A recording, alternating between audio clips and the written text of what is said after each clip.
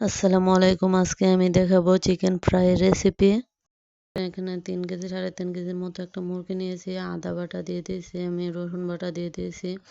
তারপর আমি মরিচের গুঁড়া দিয়েছি, সয়া সস দিয়েছি, লবণ দিয়েছি পরিমাণ মতো।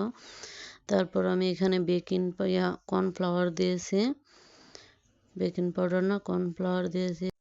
আমি এখানে মেয়োনিজ দিয়ে দিয়েছি হাতে তৈরি করে। গোলমরিচের গুঁড়াটা দিতে মন নাই, গোলমরিচের গুঁড়া দিয়ে দিলাম।